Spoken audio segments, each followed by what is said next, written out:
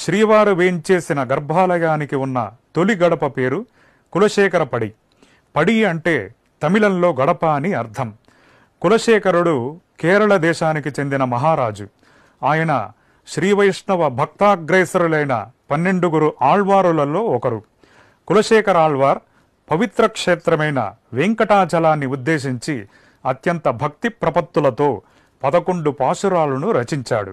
అందులో ఒకానొక పాశురంలో పడియాయ్ కెడందు ఉన్ పవళవాయ్ కాన్బేణే అని ఆర్తిగా ఆర్ద్రంగా ఆశిస్తూ ఒక కోరికను కోరాడు. ఓ వెంకటేశ స్వామి, నీ ముందు రాతి గడపగా పడి ఉండినట్లయితే నీ ముఖారవిందాన్ని నిత్యం చూస్తూ ఉండవచ్చు కదా అని పై పాశురం యొక్క భావం. తిరుమల శ్రీవారి సన్నిధిలో రాతిగానైనా పడి ఉంటే చాలునన్న కులశేఖరుని కోరికను తీర్చడానికా అన్నట్లుగా శ్రీ స్వామివారి ముందు ఉన్న ఈ గడప కులశేఖర పడి అనే పేరుతో ప్రసిద్ధి పొందింది.